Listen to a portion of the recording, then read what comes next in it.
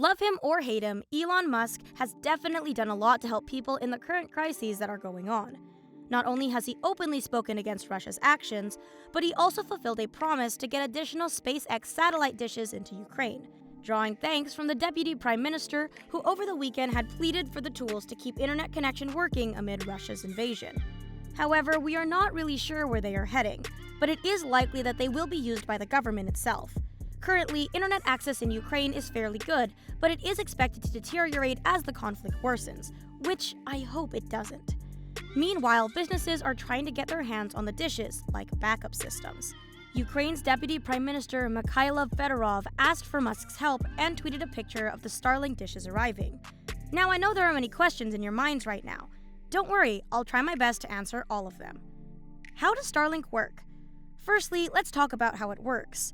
Basically, you plug in the dish, or terminal as it's officially called, and it will automatically connect itself to the nearest Starlink satellite in the sky, of which there are more than 2,000. The satellite then communicates with the nearest ground station, or gateway, which supplies the internet. These gateways are located around the world, but they can't be too far away from the place getting an internet connection. Fortunately for Ukraine, there is a gateway in neighboring Poland.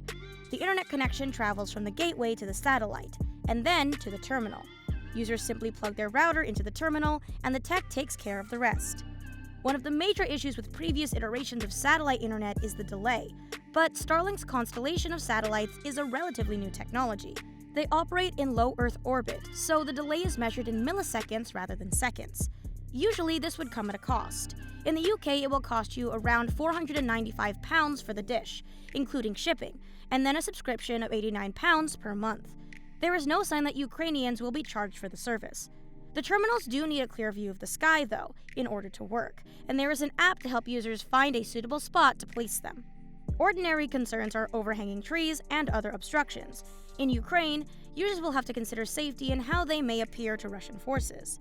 Once set up, the speed they offer varies, but one user who already had access to a terminal tweeted on Monday that he had reached speeds in excess of 200 megabytes per second for a while. How useful will Starlink be?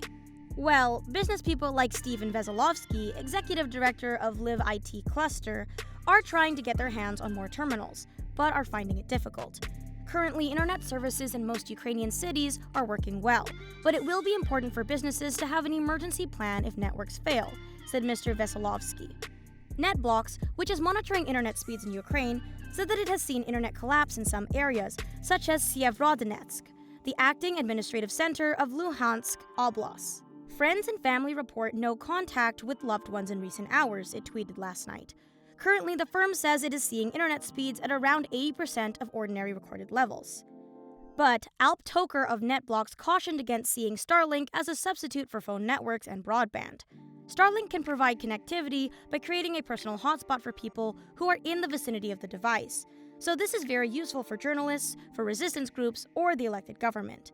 Mr. Toker said the devices would be most useful in providing a way for journalists and politicians to get information to the wider world if there is a blackout in Kiev. Is it safe? Some have questioned the safety of using satellite internet during a clash, suggesting that the dishes could potentially be targeted by Russian forces. But Mr. Toker said that while there is some risk when it comes to individuals being detected through, say, drones flying overhead, the greater risk to ordinary citizens was more likely to come from having to explain why they were in possession of the device. What other options are there? Starlink is not the only satellite internet company operating in the region. Commercial satellite internet company Viasat said that on the 24th of February, the day Russia invaded, it suffered a cybernet event affecting broadband services. The company has not said who or what is behind it, but said it was experiencing a partial network outage, affecting internet service for fixed broadband customers in Ukraine and elsewhere on our European KA-SAT network. We are investigating and analyzing our European network and systems to identify the root cause and are taking additional network precautions to prevent further impacts while we attempt to recover service to affected customers, the company said.